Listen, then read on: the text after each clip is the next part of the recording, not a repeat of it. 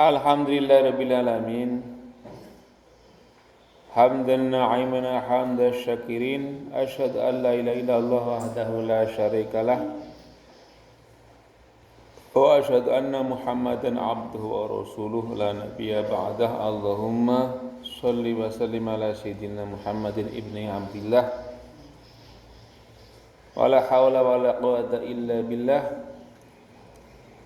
Wa ala alihi wa ashabihi wa mawalah wa la hawla wa la quwwata illa billah, amma ba'd.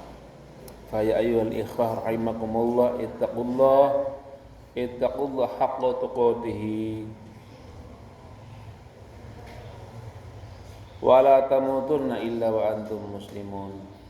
Wattaqullah wal tanzur nafsum ma qaddamat lighad, wattaqullah innallaha khabirum bima ta'malun. Jamaah sholat Jumat Masjid Al-Muhajirin ingkang tansah dipun rahmati dening Allah Subhanahu wa taala, monggo kula panjenengan tansah mencukurna syukur dumateng Allah Subhanahu wa taala ingkang sampun paring mapinten-pinten kanikmatan dumateng kula panjenengan sehingga siang menika saged sesarengan sowan wonten Allah Subhanahu wa taala wonten ing papan ingkang minyu menika.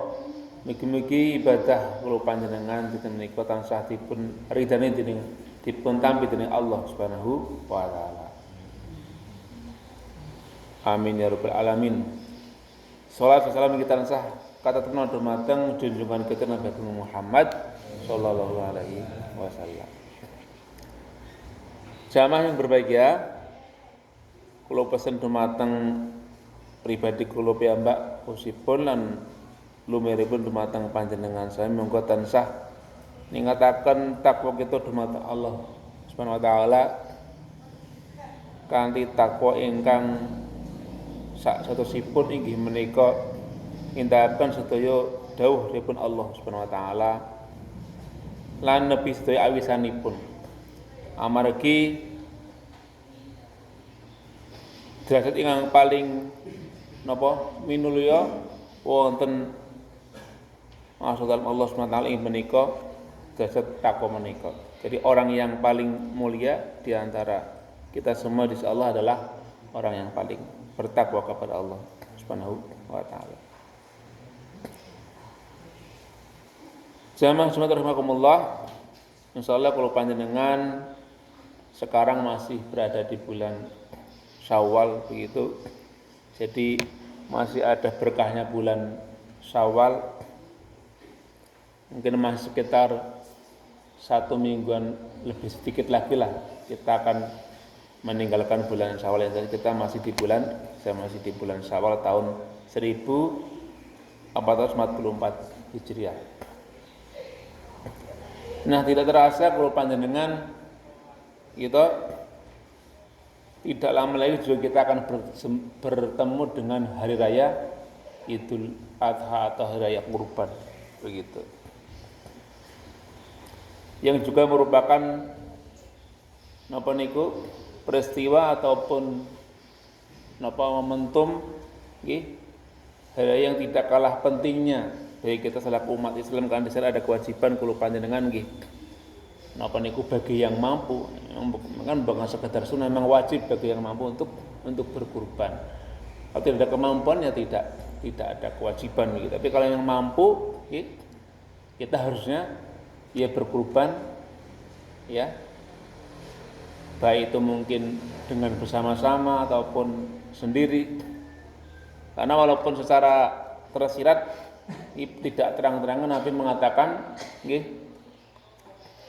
dalam sebuah hadisnya yang artinya kurang lebih, siapa yang punya kelapangan, sa'ahnu kelapangan, tapi dia tidak pernah berkurban, maka dia jangan sekali-kali mendekati musola kami, tempat salat kami. Ini berarti kan secara langsung ada penekanan dari Nabi Muhammad SAW kepada orang yang punya kelonggaran dari aspek rezekinya. Dia punya dana, punya uang begitu, punya rezeki yang cukup untuk membeli seekor kambing lah ataupun membeli seekor sapi dengan digabung beberapa orang lah begitu. Dia punya kemampuan. Ya.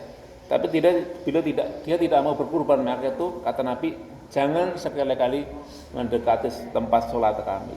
Berarti kan Nabi tidak mau dicedai begitu. Atau tidak mau ada orang-orang seperti itu bergabung dalam kelompoknya Nabi Muhammad SAW. Orang kaya yang punya rezeki yang berlimpah, punya uang yang cukup untuk membeli seekor binatang kurban, tapi dia tidak mau berkurban. Nah, jamaah semuanya berbahagia terkait dengan kurban menika, insyaallah kula panjenengan tidak lama lagi tadi saya katakan, tidak sampai 2 bulan, malah mungkin hanya 1,5 bulan lagi begitu. Kula panjenengan badhe mlebet teng wulan Dzulhijjah menika. Nah, bagi orang-orang yang dia mungkin tidak berkurban, itu ada 2 pilihan. Mungkin memang dia beribadah haji ke Mekah, ke Baitullah. Dia punya kemampuan yang lebih banyak lagi kemampuannya, rezekinya lebih banyak lagi. Makanya dia pergi ke Baitullah begitu. Untuk melaksanakan manasik ataupun ibadah haji di sana. Nah, ada kemungkinan kedua adalah memang ia di rumah gitu. Nah, orang-orang yang tidak mampu menikah, kata Nabi, dia sudah dikorbankan oleh Nabi Muhammad SAW. Jadi Nabi pernah mengatakan ketika beliau menyembelih 2 ekor domba pada hari kurban, yang pertama ini untuk keluargaku, beliau memotong kurbannya, dan yang kedua ini untuk umatku yang tidak bisa berkurban gitu. Jadi memang ini sebenarnya di sini dari hadis menika harusnya hendaknya sama umat Nabi itu berkurban begitu. Gitu. Bagi yang mampu bisa ke Baitullah untuk melaksanakan ibadah haji, dia juga mengorbankan harta bendanya, mengorbankan jiwa raganya, waktunya gitu. Terus mungkin juga meninggalkan segala hal yang ditinggalkannya di rumah begitu. Ini kan mengorbankan segala-galanya ketika dia ke Mekah untuk bermanasik haji. Yang kedua, yang lain dia berkorban dengan menyembelih binatang kurban gitu. Yang tidak ke Mekah dia berkurban di rumah. Dan yang lain, orang yang berkurban pun sampai-sampai kata Nabi, umatku yang tidak berkurban akan saya korbankan, dengan beliau menyembelih seekor domba tadi itu. Jadi sebenarnya kita semua diuji oleh Allah Subhanahu wa taala dengan harta kita, dengan keluarga kita gitu. Atau lebih prinsipnya lagi adalah kecintaan kita kepada dunia diuji oleh Allah Subhanahu wa taala. Karena apa? Dengan kurban tadi kalau panjenengan sebenarnya meneladani ataupun mengikuti tradisi daripada Nabi kita, Nabi Ibrahim alaihissalam. Bapak Ibu wekdal semanten waktu itu Nabi Ibrahim menika tiang sepuh, orang yang sudah lansia, istri beliau juga lansia, sudah lama tidak punya momongan, tidak punya anak begitu. Gitu. Nah, terus suatu hari ada 2 malaikat yang sebenarnya malaikat tadi mau ke tempatnya umatnya Nabi Lut. Intinya datang wilayahnya Nabi Lut, ke sana mau menyiksa ataupun mengazab umatnya Nabi Lut yang mereka punya kebiasaan ataupun dosa yang sangat buruk, yaitu mereka itu berhubungan badan sama jenis gitu. Itu mereka kok lelaki suka dengan laki-laki begitu, berhubungan badan pun antar lelaki. Jadi kalau dengan perempuan tidak doyan, ora gelem gitu. Tang saniki namanya pun homoseks, napa lesbi mengatakan. Jadi makanya kemudian dalam istilah fikih itu ada istilah namanya liwatun. Itu berasal dari kata-kata lutun umate Kanjeng Nabi Lut inggih menika sing lanang seneng lanang niku wau. Nah, dua malaikat ini mau ke tempatnya Nabi Lut, mampir di tempatnya Nabi Ibrahim. Jadi mungkin daerahnya bersebelahan lah begitu. Terus ketika sudah bertamu disuguh begitu kan, sudah dibelehkan napa-napa teng Kanjeng Nabi Ibrahim, malah mboten kesodahar. Terus baru mengaku kalau mereka itu malaikat begitu. Terus juga terus mengabarkan bahwa Ibrahim, kamu orang yang sangat baik sekali, kamu akan dianugerahi seorang putra gitu kan. Nah, tidak lama kemudian terus istri beliau yang bernama Hajar menikah napa niku hamil, padahal sudah sepuh begitu kan. Itu kemudian yang lahir seorang nabi kita itu Nabi Ismail alaihissalam. Nah, wis ditunggu-tunggu sudah lama sekali, sudah kepengen punya anak sekali begitu. Kanjeng Nabi Ibrahim menikah begitu besar, kira-kira umur remaja begitu kan, ya umur masih usia SMP atau SMA lah begitu kan, sedang lucu-lucune ngaten niku, tiba-tiba ada perintah dari Allah agar apa, melewat mimpi agar Nabi itu menyembelih, mengorbankan putranya begitu. Sekarang coba posisikan kulo panjenengan sebagai Nabi Ibrahim gitu. Punya anak semata wayang, sudah lama sekali ditunggu kelahirannya, tiba-tiba sedang lucu-lucune kulo panjenengan malah kon beleh, kon ngorban kayak wekdal semanten gitu. Beribu-ribu tahun yang lalu kan ngoten iki berarti. Pripun perasaan kula panjenengan? Mesti nggih abot sanget.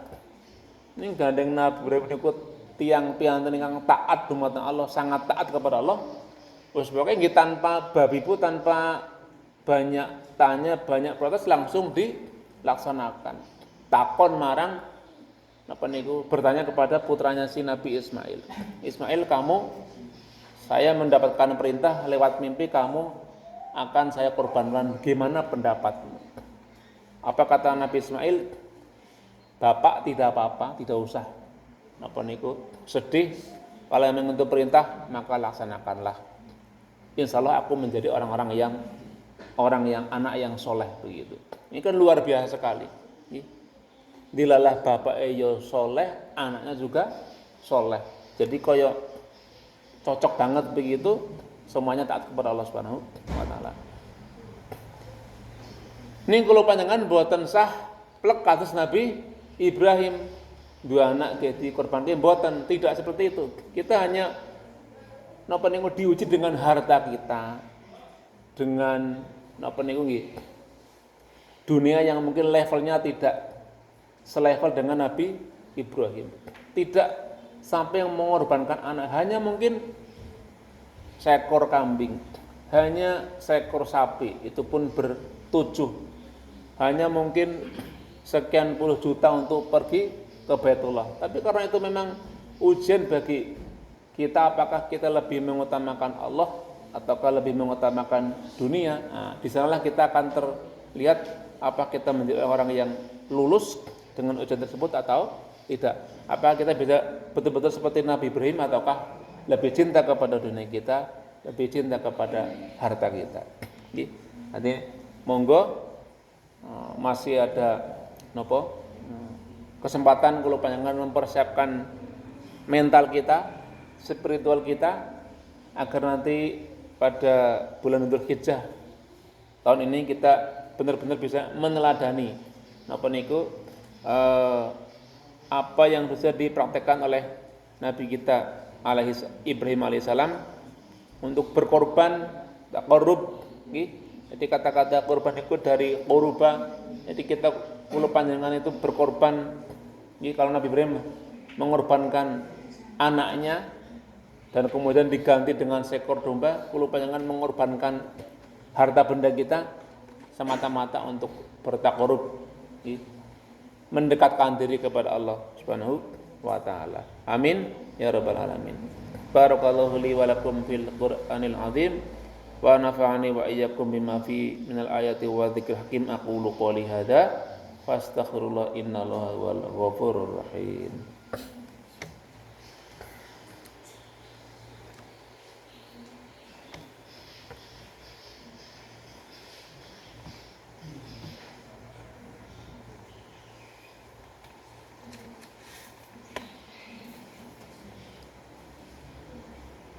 Alhamdulillahirabbil alamin hamdan katsiran kama amar.